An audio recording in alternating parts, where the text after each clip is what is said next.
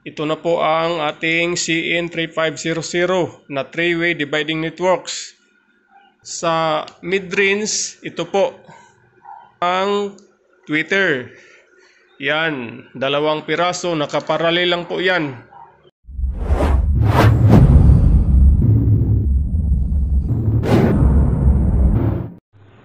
Welcome back mga sir, this is 59TV nga pala. Ngayon mga sir is may i-review tayo ang testing na rin dito sa ating 3-way dividing network. So ito po siya, gawa po siya ng crown. So dito po sa kanyang appearance, okay naman po ang kanyang mga parts. Dito sa kanyang likod ay okay rin.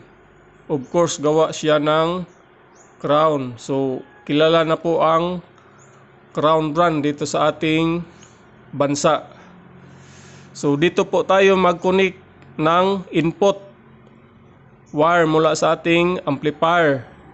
So dito po ang kanyang whooper, itong filter coil na ito at kasama itong malaking capacitor is para po ito sa whooper.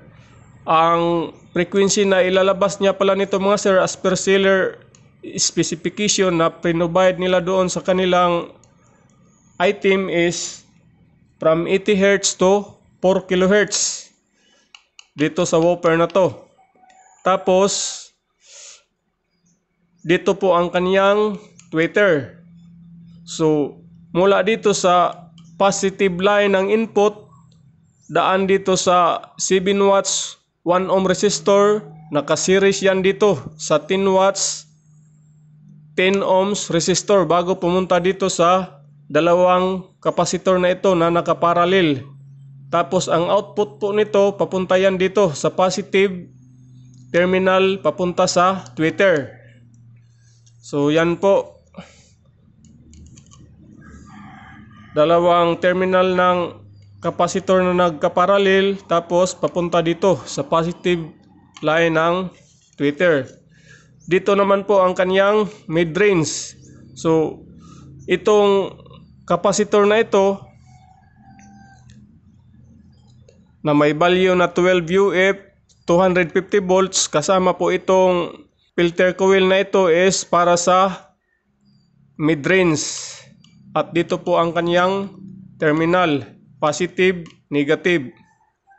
Since siya ay 3-way mga sir, pero mayroon lang po siyang dalawang filter coil para sa whooper at sa mid-range. Pero dito sa kanyang tweeter out, wala po siyang inilagay na filter coil, kundi ito lang dalawang resistor at itong mga capacitors na to. Welcome back mga sir, andito na tayo para sa ating final testing. Ito na po ang ating CN3500 na 3-way dividing networks.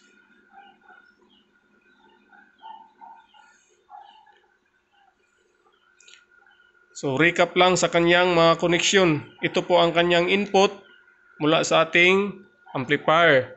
Tapos whooper papunta dito. So ito po ay 10 inches 150 watts. Maliit lang po to.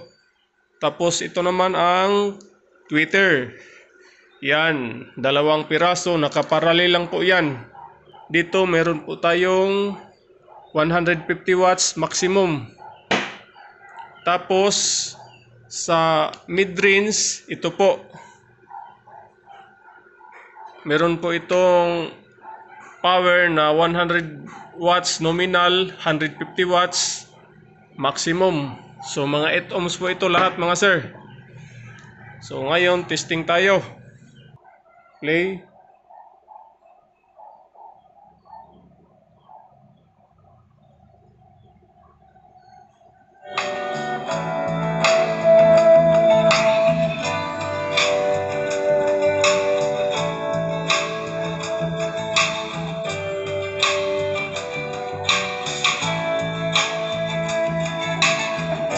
Mag-try naman tayo sa instrumental music para marinig natin ang buong frequency dito sa mid-range, tweeter at sa whooper.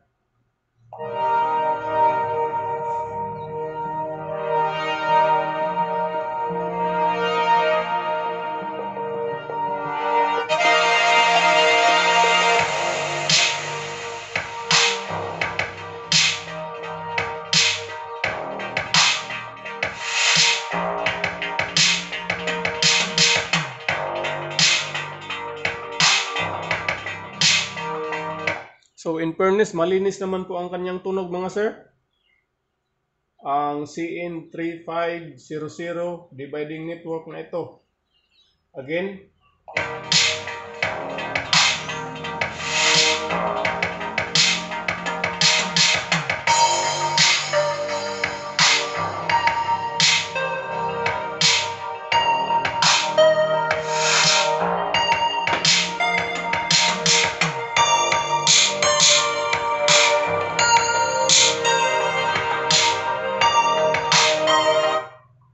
try natin sa iba.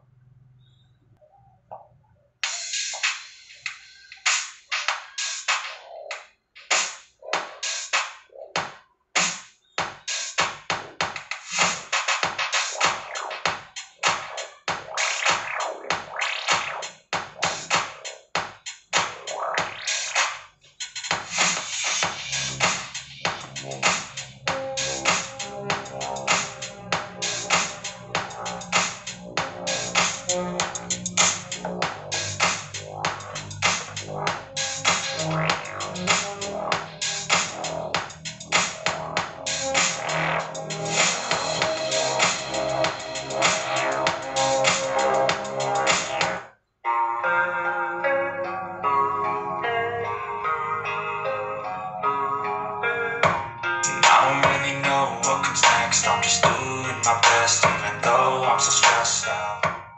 Everything just feels like a test that I feel so depressed when I can't seem to get out. But something deep inside